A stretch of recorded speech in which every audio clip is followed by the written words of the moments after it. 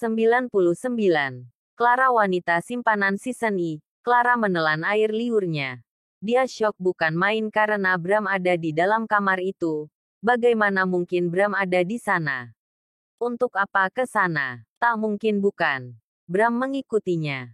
Pikirnya. Clara menarik napas dalam-dalam dan mengembuskannya perlahan. Si siapa? Ya. Tanya Clara sedikit gugup. Entah mengapa. Clara justru mengatakan semua itu, padahal dia sendiri sadar betul Bram pasti mengenal wajahnya.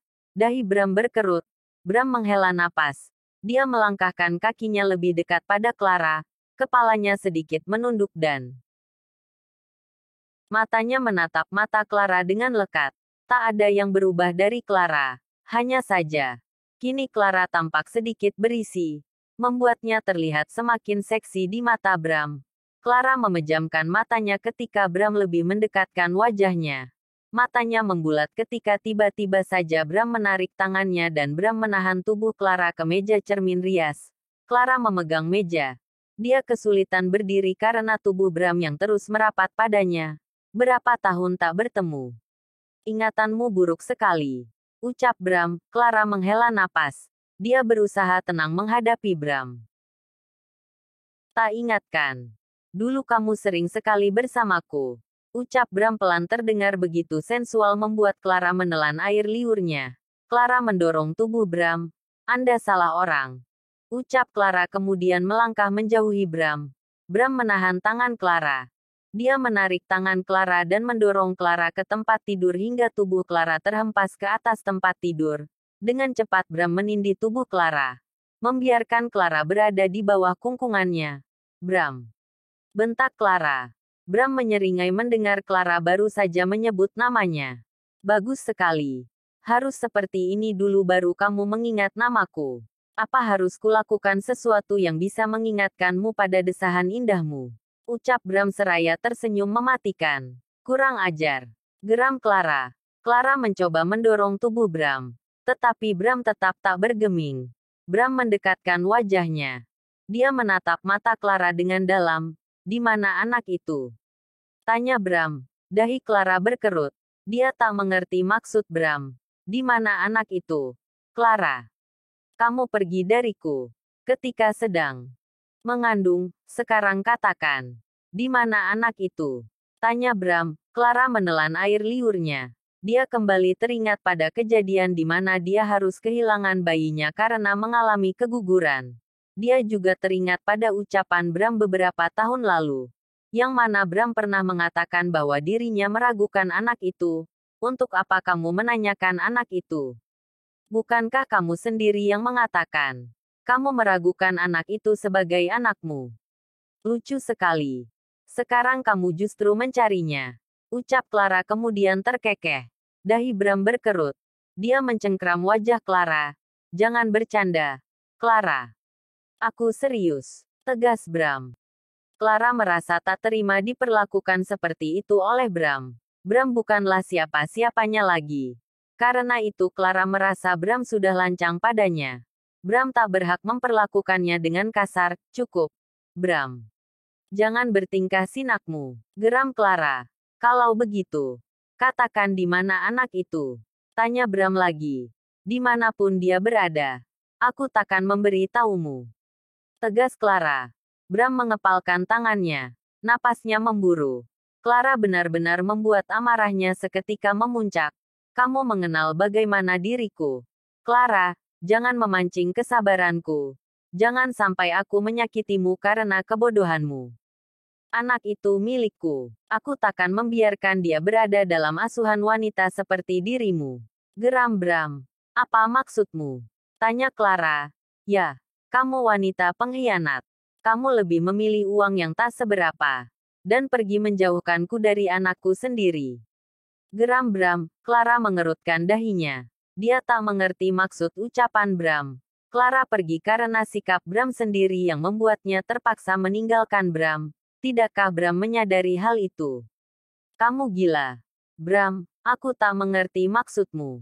Ucap Clara dan kembali mendorong tubuh Bram. Lagi-lagi Bram tak bergeming dari posisinya. Dia menatap Clara dengan tajam. Jadi, Kamu tak ingin memberitahuku? Tanya Bram. Tidak. Sampai kapanpun aku takkan mengatakannya padamu. Percuma saja. Kamu takkan pernah bisa menemuinya. Dan jangan lupakan, kamu tak mengakui anak itu. Jadi berhentilah menanyakan anak itu. Tegas Clara. Bram mengepalkan tangannya. Urat-urat di lehernya tampak terlihat yang menandakan dia benar-benar di puncak kemarahan. Clara yang melihat hal itu, sampai menelan air liurnya. Dia mengenal bagaimana Bram yang tak segan bersikap kasar bahkan terhadap peremupan. Clara tak ingin lagi Bram memperlakukannya seperti di masa lalu dulu. Sudah cukup. Bram bukan siapa-siapanya lagi. Bram tak berhak seenaknya padanya. Bram menghela napas berat. Dia menundukkan kepalanya. Aku mengakuinya. Clara. Ucap Bram pelan. Apa? Clara mendengar ucapan Bram. Tetapi dia ingin mendengar dan memastikannya sekali lagi. Bram menggeram. Dia menatap Clara dengan nyalang. Ya, aku mengakuinya. Dia anakku. Maka dari itu, katakan dia ada di mana. Aku akan mengambilnya. Aku ayahnya. Teriak Bram tepat di wajah Clara. Clara memejamkan matanya. Dadanya bergemuruh mendengar teriakan Bram. Tak bisakah Bram bicara dengan nada rendah padanya? Bram selalu seenaknya. Clara menatap Bram, kalau begitu, bunuhlah dirimu sendiri. Dan ketika kamu mati, maka kamu akan menemuinya. Tegas Clara. Bram mengerutkan dahinya. Apa maksudmu? Jadi, kamu menginginkan kematianku? Geram Bram dan kembali mencengkram wajah Clara. Clara menyingkirkan tangan Bram dengan sekuat tenaga hingga cengkraman itu terlepas, karena anak itu sudah tiada. Dia tak pernah terlahir ke dunia ini. Teriak Clara kemudian menangis. Air matanya deras seketika. Membuat Bram terdiam. Katakan sekali lagi. Clara. Pinta Bram. Ya. Dia sudah tiada. Dia tak pernah terlahir ke dunia ini. Aku tak pernah melahirkannya. Aku tak pernah melihat wujudnya sebagai manusia. Aku hanya dapat melihat segumpal darah yang keluar dan itu adalah dia. Aku keguguran Bram. Ucap Clara bergetar. Dek. Jantung Bram berdegup kencang mendengar ucapan Clara. Kakinya terasa lemas. Bram bergegas mendudukkan tubuhnya di tempat tidur. Clara bergegas bangun dan berdiri memegang meja rias di hadapannya. Air matanya masih luruh menyusuri pipinya. Dia tak pernah ingin mengingat masa lalu pahitnya. Tetapi Bram justru terus memaksanya mengingat segalanya yang akhirnya membuat luka Clara kembali tergores. Bram melihat Clara. Tangannya terkepal kuat dan dia bergegas mendekati Clara. Clara terkejut ketika tiba-tiba saja Bram mencengkram bahunya dan memaksanya berbalik agar berhadapan dengan Bram. Kamu menggugurkannya, Clara. Ucap Bram. Clara melihat Bram dengan tatapan tak percaya. Dia tak percaya dengan apa yang baru saja Bram katakan. Apa maksudmu? Tanya Clara. Kamu membenciku. Iya kan? Karena itu, kamu menggugurkannya. Kamu tak ingin anakku lahir ke dunia ini. Karena itu kamu menggugurkannya. Geram Bram. Clara membulatkan matanya. Plak. Satu tamparan Clara layangkan di pipi Bram. Membuat Bram menggeram. Beraninya kamu menamparku. Geram Bram seraya menatap Clara dengan nyalang. Aku benar-benar membencimu. Bram, kamu menyalahkan aku atas keguguran itu. Tak tahukah jika aku keguguran karena mengalami guncangan batin karena ulahmu? Bukankah kamu pembunuh sebenarnya? Kamulah penyebab ketiadaannya. Bukan aku. Teriak Clara. Bram terdiam. Dia mencoba memahami maksud ucapan Clara. Aku hancur. Bram, aku hancur karena keraguanmu. Aku pikir, kamu mempercayaiku sepenuhnya. Aku kehilangan mamaku. Aku pun pergi ke Bandung untuk pemakamannya. Setelah kembali, kamu bukannya menghiburku. Memberikan pundakmu untukku bersandar agar bisa melepas kesedihanku. Tetapi kamu justru semakin menghancurkanku. Ucap Clara lirih. Bram terdiam. Dia melihat Clara yang masih menangis.